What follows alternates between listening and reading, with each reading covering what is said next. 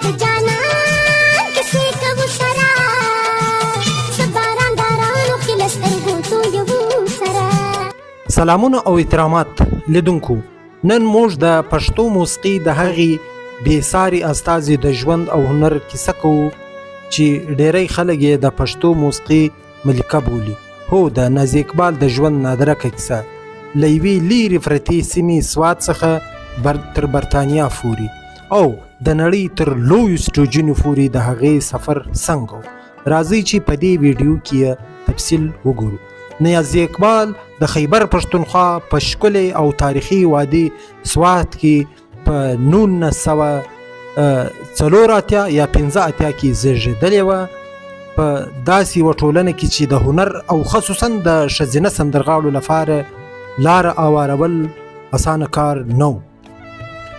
د نازیه اقبال د پلار نوم اقبال علي و، د هارمونیم استاد و. نازیه اقبال له ماشومتوبه د بېساري استعداد او خوږ غږ خاونده وه. هغې په وړکتوب کې له اواز سره مینه لرله. په راډیوګانو کې به یې سندرې او زمزمه کولې به یې، سره له دې چې ټولنیز خنډونه او محدودیتونه خورا زیات و، خو د هغې لیوالتیا او پاک هنر هغې ته د مخکې تګ لاره پرانیستله. د نازیه اقبال هنري سفر هغه وخت نوی پړاو ته داخل سو کله چې د هغې سندرغاړې د کیسټونو په بڼه بازار ته راووتلې. تر نازیه اقبال مخکې ډېرې ښځینه سندرغاړو کلاسیکي او نورې سندرې ویلې وې، خو نازیه اقبال پښتو موسیقۍ ته نوی روح ترنم ورکړ. هغې وکولی سول چې د پښتو زړې ټپې، لنډۍ، کلوریکي نغمې له نوي تال او سرو سره یو ځای ووایي. د هغې تیز او له جذبې ډک اواز سمدستي د خلیج له هیوادونو نیولې تر کابل او پېښور د پښتنو پام ځان ته واړاوه. نازیه اقبال د خپل مسلکي ژوند په اوږدو کې په سلګونو البمونو او سندرې خپرې کړې. هغې نه یوازې په پښتو بلکې په اردو، دری، پنجابي او سرایکي ژبو کې هم خپل استعداد وښود. په پښتو سینما او فلمونو کې د هغې غږ خورا ژور اغیز درلود. تور اوربل را خور کړه، چرسي ملنګه، مبارک دې شه، دلبره او دا شین اسمان زرې زرې او داسې نورې ډېرې سندرې او په مینه مینه مه راته ګوره د هغې له داسې سندرو څخه وې چې تر نن پورې ټول خلک په شوق او خوند اوري او په هره خوشحالي اختر او د خوشحالیانو په محفل کې مینوال جذباتي کوي. د نازیه اقبال په شخصي او هنري ژوند کې بل مهم موړ له وتلې سندرغاړې جاوید فضا سره واده و.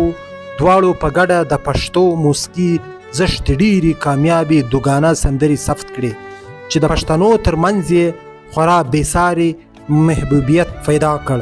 کله چې په منطقه کې امنیتي وضع خرابه سوه، نازیه اقبال له خپلې کورنۍ سره هېواد پرېښودو ته مجبوره شوه او برطانیا ته کډواله شوه. خو هنر حدود نه پېژني. هغې په اروپا، اماراتو، امریکا کې د لسګونو کنسرټونو له لارې د پښتنو کلتور ژوندی وساته. په تیرو کلونو کې څو ځلې په ټولنیزو شبکو کې د نازیه اقبال د مړینې یا د هنر پرېښودو په اړه غلطي اوازې خپرې سولې، خو هغې تل دا رد کړلې او تل یې د نوو سندرو او له خپلو مینوالو سره د ژوندیو انټروګانو له لارې دا اوازې دروغ ثابتې کړلې. حقیقت دا دی چې نازیه اقبال ژوندی او روغه رمټه ده او تر نن پورې د ټولنیزو شبکو له لارې د خپل خواږه اواز جادو خپروي. نازیه اقبال یوازې یوه سندرغاړې نه ده بلکې د پښتنو میرمنو لپاره د همت، مبارزې او هنر علامه ده. ستاسو د نازیه اقبال کومه سندره تر ټولو زیاته خوښیږي؟ په کمنټ کې را سره خامخا شریکه کړئ. که ویډیو خوښه سوې وي لایک هیر نه کوئ او زموږ چینل ضرور در سره سبسکرایب کړئ. تر بلې ویډیو مې پر لوی او بخښونکي خدای سپارمه. په مخه مو شه، ژوندي اوسئ، کور مو ودان.